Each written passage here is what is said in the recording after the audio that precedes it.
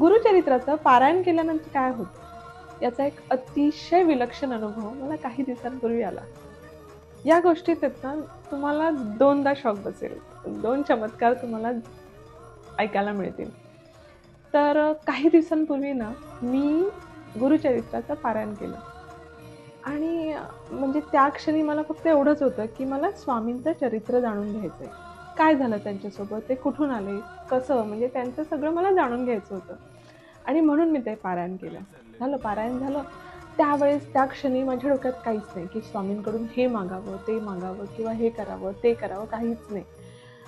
आणि म्हणजे जी आमची घरची परिस्थिती आहे, की खूप बिझी शेड्यूल आहे सगळ्यांचं, तर मला नाही वाटलं, की आमचं कुठे जाण्याचा योग पण येईल. अ, आणि मग काही दिवसातच ना, एक फोन येतो मला.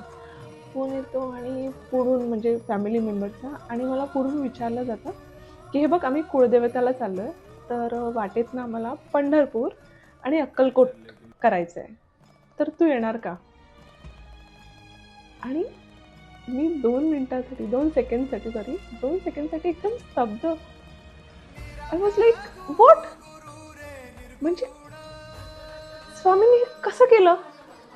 आणि मी त्या अवस्थेतून बाहेर पडले आणि मी त्यांना हो, हो, हो सांगितलं. झालं. आता दुसरा चमत्कार तुम्ही ऐकाल थोड्याच वेळात.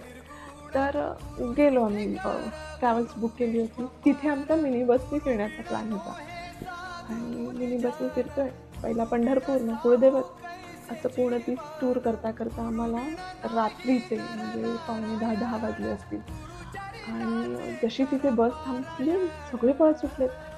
म्हटलं, "बापरे! हे का पळतायत सगळेजण?" म्हणलं, "कुणास ठाऊक खूप मोठी लाईन असेल." म्हणजे "नाही, नाही मंदिर बंद होणार आहे म्हणून पळतायत सगळे." म्हटलं, "मंदिर बंद होणार आहे?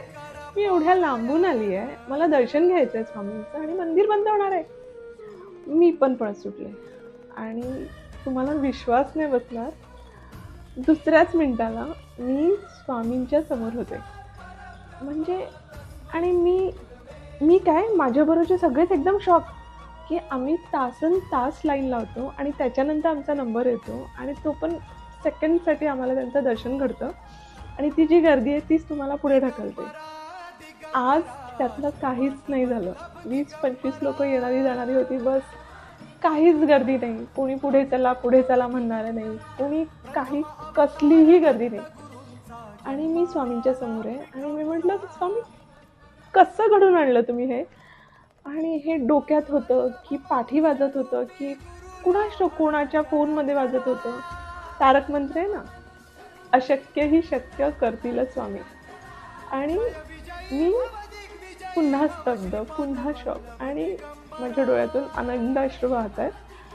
आणि मी एकदम म्हणजे कुठल्याही मागण्याच्या अवस्थेत नव्हते. काहीही मला हे पाहिजे, ते पाहिजे असं काहीच नव्हतं. मी फक्त स्वामींना म्हटलं, "thank you so much Swami, thank you so much." या गोष्टीतून एक बोध आहे बघा, बोध घ्या किंवा एक छोटंसं टेक अवे म्हणतो ना ते. तुम्हाला काहीच नाही करायचंय. तुम्हाला स्वामींवर फक्त श्रद्धा ठेवायची आहे. तुम्हाला काहीसुद्धा मागायचं नाहीये, काहीसुद्धा नाही. फक्त श्रद्धा ठेवायची आहे. बाकी सगळं ते पाहून घेतात. काय करायचंय, कसं पार करायचंय, कसं सगळं जुळवून आणायचंय, सगळं स्वामी पाहतात. श्री स्वामी समर्थ.